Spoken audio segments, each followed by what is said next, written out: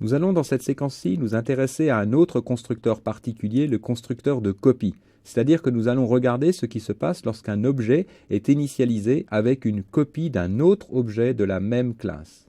Java offre en effet un moyen de créer des copies d'instances, comme par exemple ici, où nous avons donc une première instance R1 de la classe rectangle que nous initialisons avec un appel ici au constructeur qui prend donc deux valeurs, ce qui nous donne donc le schéma suivant.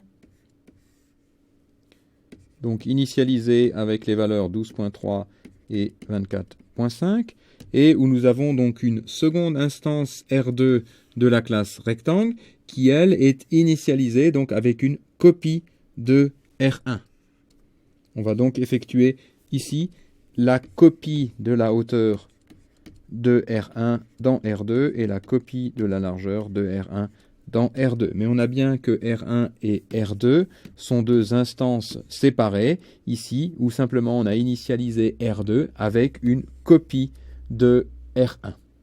C'est le constructeur de copie qui réalise ce type d'initialisation.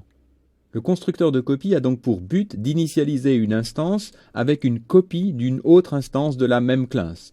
Son en-tête est donc parfaitement défini puisque c'est un constructeur, donc il a le même nom que le nom de la classe, mais comme il reçoit une autre instance de la même classe, sa liste de paramètres est réduite à un seul paramètre qui est une autre instance de la même classe. Donc par exemple, dans le cas de notre classe rectangle, on aurait ici un constructeur, bien sûr qui est toujours dans l'interface, de la classe rectangle, donc qui s'appelle rectangle, mais qui reçoit comme unique autre paramètre un autre rectangle, autre instance de la classe rectangle, et qui donc par exemple ferait naturellement la copie de la hauteur de l'autre rectangle reçu en paramètre dans notre propre hauteur de l'instance qu'on est en train d'initialiser, et puis copie de la largeur de l'autre rectangle dans la largeur de l'instance qu'on est en train d'initialiser.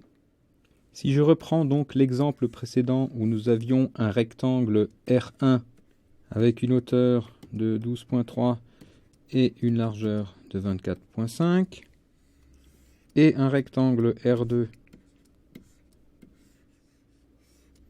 initialisé avec le constructeur de copie. Dans cette ligne, donc, on a bien ici appel à ce constructeur de copie. Donc ici, c'est bien la construction de R2 qui va lancer l'appel au constructeur de copie, en passant comme paramètre R1, qui est donc le paramètre ici autre rectangle. Ici, donc, dans ce cas-là, c'est bien R1 qui est passé au constructeur de copie de R2. Et donc, ce qui se passe, c'est qu'on a ici la hauteur de R2 qui va recevoir la hauteur de R1 en copie. Donc ici, ce qui va se passer à cette ligne, c'est qu'on va recopier la hauteur de R1 dans la hauteur de R2. Et dans la ligne suivante, ici, ce que l'on fait, c'est que l'on recopie donc la largeur, ici c'est la largeur du rectangle qu'on est en train de construire de R2, donc ici c'est bien la largeur de R2, qui reçoit la largeur de R1, et donc ici on va recopier la largeur de R1 dans celle de R2. À noter que contrairement à d'autres langages, Java ne fournit pas par défaut une version du constructeur de copie. C'est-à-dire que si on ne fait rien de particulier, on n'a pas le droit comme ça de faire des copies. Ce constructeur ici n'existe pas. Ce qu'il faut faire, c'est, si on veut faire une construction de copie, explicitement donc l'écrire. Seconde remarque, le constructeur de copie n'est pas la seule façon de faire des copies en Java. Il existe une façon qui est souvent d'ailleurs plus utilisée, qui est donc la méthode clone, comme dans par exemple ici.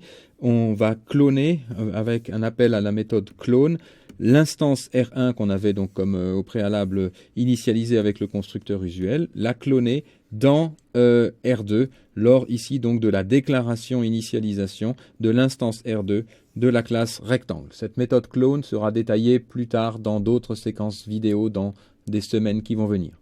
Voilà, ce qui conclut cette courte séquence sur le constructeur de copie en Java.